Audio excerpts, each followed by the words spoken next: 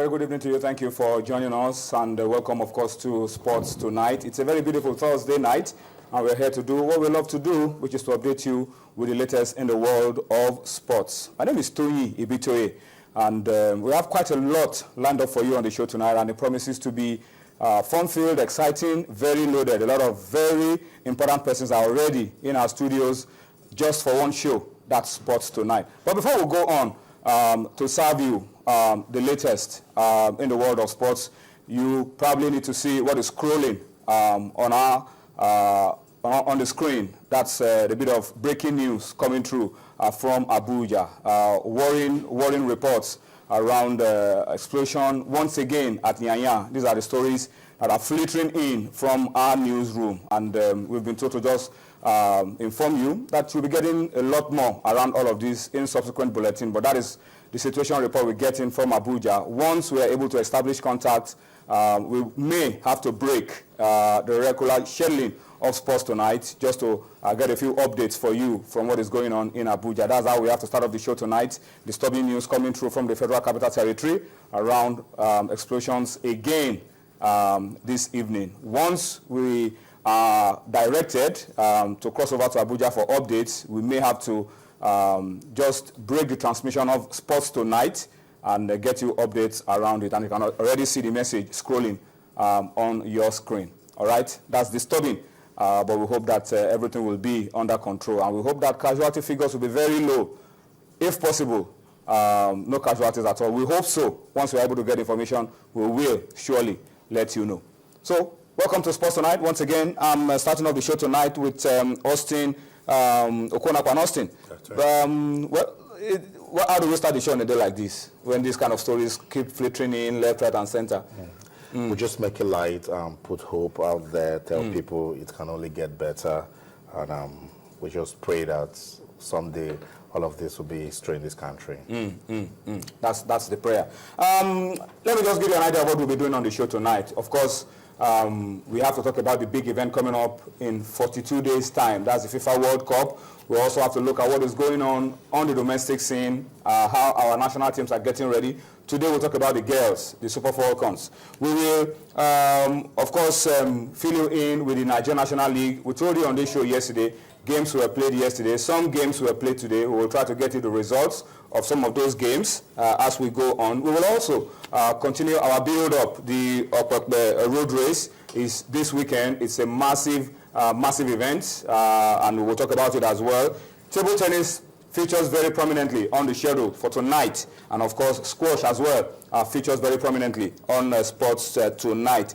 We have top officials from the Lagos State Sports Council. They will be here tonight to talk to us about the Ibile games going on in Lagos, and also to talk to us about the Dawn games that will be coming up later on this month. We will also go courtside. Remember, it's a Thursday. Femi Adefesa is in the house. We will go courtside. Femi will be in, and he will be giving us the latest all around basketball on the domestic scene. Hopefully, we should be crossing over to Washington as well to catch up with our friend, Sonny Young. We will try to do that on the program tonight for you. And of course, we have very special people as well from the Nigeria Basketball Federation. I don't feel like letting out the cat out of the bag just yet, but just stay tuned. You could be in for a surprise on Sports Tonight this Thursday. So that's the setting of what we have for you. And of course, Austin will be here to tell us all about the Channels National Kids Cup. Before we talk about Channels National Kids Cup, let's just tell you 42 days to go. That's how we start off the show. We need to remind you that we're really getting closer and closer to the World Cup in Brazil. We are 42 days away from the kickoff, and the fever, I must tell you, is catching real fast. 42 days already, and I'm like, when did we do the World Cup in South Africa? And then Brazil is already here. 42 days, it means the Nigeria Football Federation should speed up and release that list for the Super Eagles provisional list so that work can actually start. 42 days means football fans have something to look up to. 42 days means Brazil should be ready to host the world's biggest football tournament.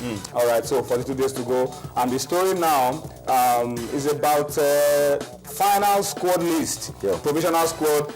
The coach of Brazil called up a few players, about 7 of them, and he told them that, look, I have seven, eight players already confirmed for Brazil. Look, you are going to be in Brazil. You are going to be in Brazil. I mean, different style, different coaches, different attitude. For Stephen Keshi, he wants everybody to still be prepared, not absolutely sure whether they are going or not. So everybody will still weigh in with a great level of preparation and put their minds to getting themselves ready for the Mundial. Yeah, that's it. And as you're speaking about the Brazilian coach, he wouldn't want me to say this, but Nduka Agbani also told me that they told him he would go to the World Cup. And eventually with mouth. So those players should be careful.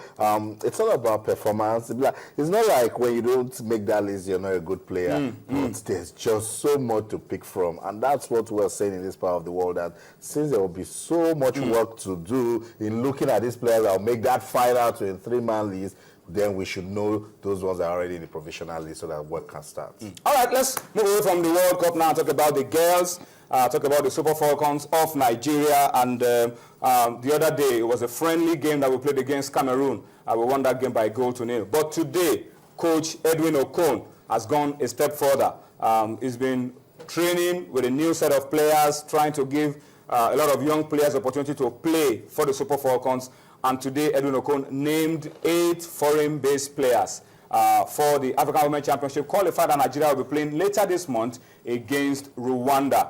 Believe it or not, you're going to see someone's picture on your screen any moment from now. That's the lady, easily, arguably, Africa's biggest woman footballer of all times, in my own opinion, Perpetua Nkocha. We thought she was retired from the game, but let me tell you, she was or is the first name on the list of foreign pros called up by Edwin Okon for the game against Rwanda. You can't ignore such experience. Perpetua Nkocha, she's been there, done that. And for her not to even go to the championship, CAF will need to write to us, the best player in Africa, you don't want that to come to the African Women's Championship. So it's a good one. Coach Edwin Okon understands quality. He's trying to blend the club players, talking about players from Delta Queens and Rivers Angels, with these foreign professionals. And with Perpetua Nkocha there, it's enough motivation for these other players coming up. Let me run through the names of the other players called up. You have Perpetua Nkocha, who plays football in Sweden. You have Sarah Michael, who also plays in Sweden. You have Francisca Odega,